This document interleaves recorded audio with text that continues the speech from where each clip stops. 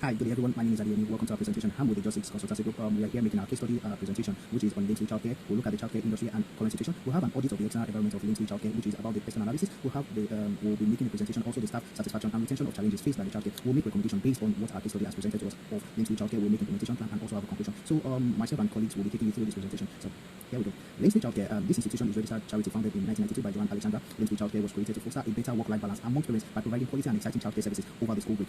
Linked with Childcare has about 26 years of experience and cater for the needs of 300 children daily. To comply with regulatory requirements, they have about 3 thrusters. Are registered with the Office of Standard in Education. This is often. Okay, the childcare overview, which is based on the data gotten from gov.uk. England is exceptional within Europe in the extent that it has deliberately shaped the childcare market to promote the provision of services by profit companies. 84% of childcare is delivered by for-profit providers, as opposed to other European giants. The rapid privatization of childcare in England has taken place without any meaningful discussion on the potential risk. Childcare is a labor-intensive industry, and therefore cost-cutting measures invariably centers on staff costs, either employing fewer or cheaper staff. This in turn runs the risk of increasing turnover and lowering the quality of the childcare provided. This is the case of in England, where childcare is high cost but relatively poor in quality. Now, the data we've gotten from gov.uk says that there are over 72,000 childcare providers registered with Ofsted as at 31st of March 2021. This has gone down by 4% since 31st August 2020. Since August 31st 2015, the number of providers has fallen by 17%, which is relatively saying that over 15,100 people have stopped providing services. This continues to decline over much longer period of time. The ongoing decline in the number of childcare provided has continued. Most of this overall decrease in provide numbers over time is due to the fall in the number of childminders. The number of childcare places for providers on the early years register, though, has remained very stable. So I would be handing over to my fellow colleagues to take you our presentation. Thank you very much. Hello everyone. Okay, Zach Henry here. I'll be taking a look at the external environment surrounding the childcare industry. And on the political front, we have that the United Kingdom's economic growth and openness to trade has not been the same since the COVID-19 and the Brexit.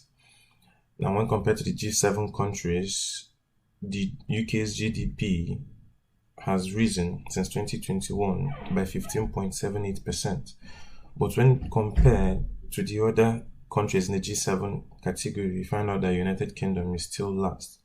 It's a negative 0.4% increase, while the United Kingdom is at the top of the list with a 4.3% increase. On the amount of money spent on childcare by the government, we find that the United Kingdom spent over £4 billion each year for the last 5 years on childcare. This is aimed to reduce and subsidize the amount parents spend on the childcare of their children. And on the curriculum front, we have that changes have been made to safeguarding and welfare educational programs, assessments and arrangements. This is to further improve the childcare educational system and industry. And on the economic front, we find out that in the space of 8 months, from the September of 2022 to the March of 2023, that the property interest-based rates have jumped from 2.25% to 4.25%. We also have inflation at 8.9%, and also we have a statistic that pay rises will push people into the higher and additional rate tax categories for the first time, even though most income tax rates have remained the same. Also, on the economic inactivity levels, we have a slight increase owing to the youths wanting to go back to school to get better qualifications to see if they will be able to get better jobs. On the social front, we have a reduction in the immigration rates and also on birth rates, which simply means that the children in need of childcare education and services are on a decline. And also we have that single parents are having to spend over 43% of their income on childcare, which actually leads someone to look for an alternative.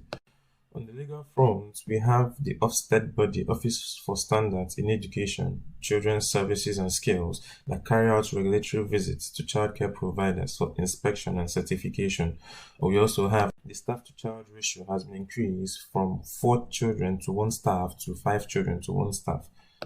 And this change is aimed at granting flexibility to a childcare setting for them to be able to get in or get registered more children into their services and system.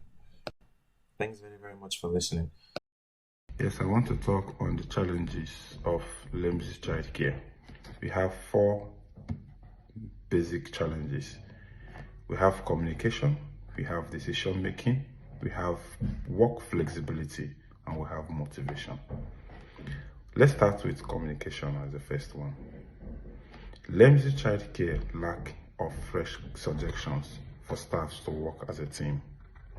The staff, they don't come together to communicate and have a mutual understanding. It's a very big problem for them. Now it leads to decision-making challenges. In LEMSI Childcare, the authorities do not involve their employees in decision-making process. That affects their day-to-day activities. Making a decision without the staffs that work in your company on a day-to-day activities is a very big problem, because you have to hear from them on how the activities goes day to day. Now we have the third one, work flexibility. They have limited working hours and poor shift flexibility. The staffs are not happy with the number of hours they get every week to work. It's very poor and the pay is not enough for them. So they complain about the flexibility of the work. Now the last one is motivation. Employees hardly have opportunities to advance professionally in the company. LEMSI Childcare don't organize a professional training for their staff, at least to obtain a certificate which will improve their CV and the experience in their field. So most of the staff working in LEMSI Childcare, they don't have any additional qualification throughout their working period or working years in the company. And the staffs, of course, they don't like it. It's not good, it's not educating, it's not improving them in any kind of way. So these are the major problems LEMSI Childcare is facing. Thank you. Hi everyone, I'm here to talk about the staff retention strategy, whereby one of them is employee training. Is a concept of educating the staffs very well and then engage them in trainings that will make the work easier for every staff, because it's a concept that influences the job quality. So as it influences the job quality, it is very, very essential to make sure that every staff is trained very, very well to make the work more easy and effective. We talk about the teamwork. Teamwork is a key part of staff retention strategy, whereby the whole staffs, they work as a union, as a team, as one unit, and it helps create the interpersonal relationship between the employees, and it's very, very important to their satisfaction and well-being in the workplace. As well, the goal is that the structure is to determine whether communication issues are organized between them. And then we go over to compensation and recognition. About 66% of employees think that they will do more job effectively and very, very well when they are being like compensated, recognized, in the sense of like adding or increasing their pay, like a pay rise in their salary.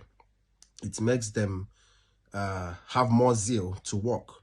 And in an institution whereby you recognize the efforts of hardworking staffs, it pushes them more to do more.